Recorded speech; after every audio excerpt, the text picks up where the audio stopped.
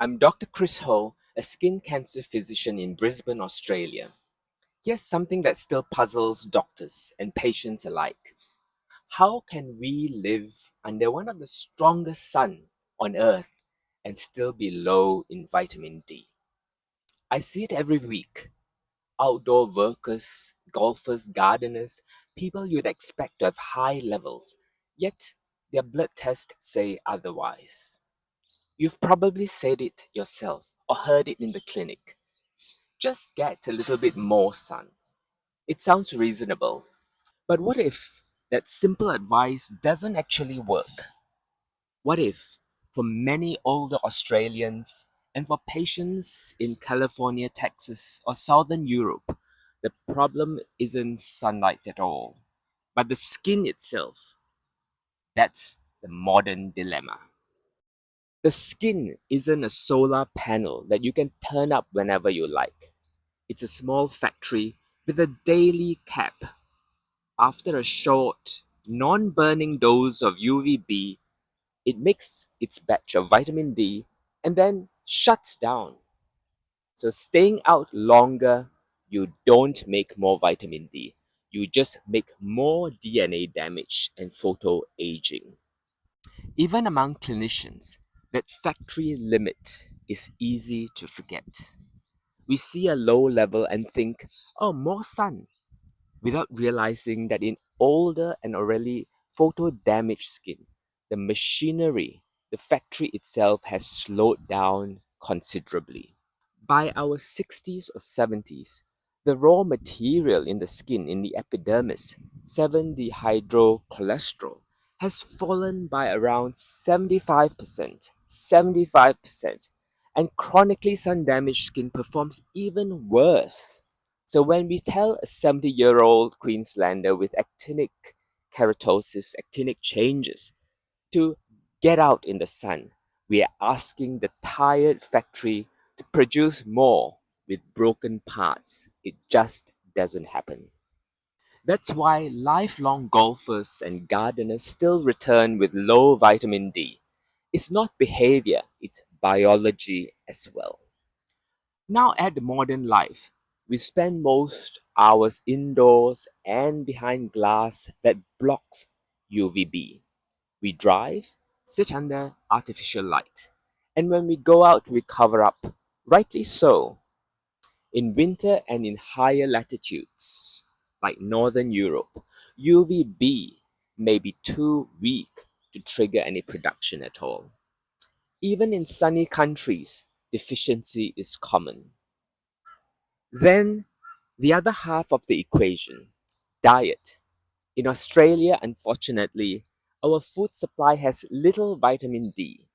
Unlike the US or UK, we don't fortify our milk.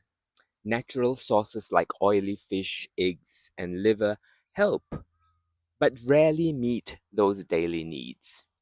Older adults eat less of those foods. Some margarines and cereals are fortified, but only modestly. Combine with a lean diet of reduced mm, Combine a lean diet like this with reduced skin capacity, and it's clear why many sun sensible people sit in the insufficient range of vitamin D each year. So, what's the right response? Not to chase the sun.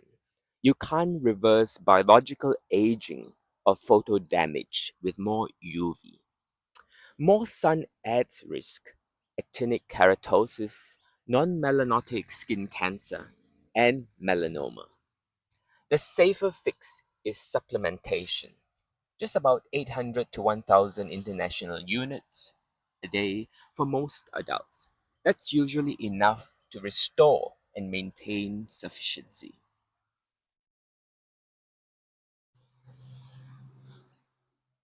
Large intermittent bolus doses are less physiologic and may increase false risk in the frail elderly. Toxicity is rare and linked to prolonged megadoses. And vitamin also is not a soloist. It has to work with calcium. Without vitamin D, calcium can't be absorbed, and without calcium, vitamin D can't build bones. Magnesium also work quietly to support both, but most diets suffice in magnesium.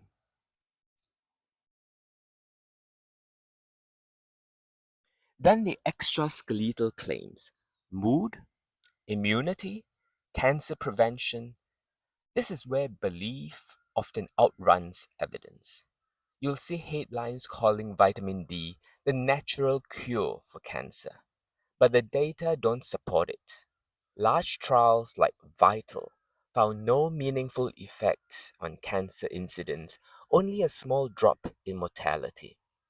Maintaining adequate levels is good practice, it's not a shield.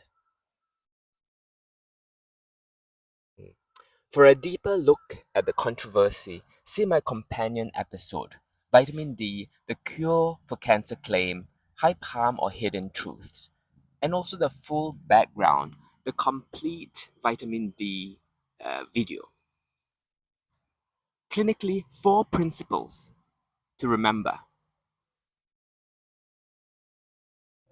Clinically, four main principles to remember. Encourage incidental sunlight without burning. Maintain protection whenever UV is greater than 3. Identify risk groups: older age, darker skin, gut, liver, kidney disease, and individualize testing. Context beats panic. In Australia, decades of anti melanoma messaging have saved lives, but left many thinking deficiency means failure. Often it means success. They've protected your skin. Their protection has simply slowed with age and damage. Their production, the skin's production of vitamin D, has simply just slowed with age and damage. So when vitamin D is low, it's not a moral issue or lifestyle flaw. It's also a biology and an unfortified food system. The solution is simple: still protect the skin, respect its limits, and top up safely through diet and modest supplementation. That's how we protect both bone and skin for the long game.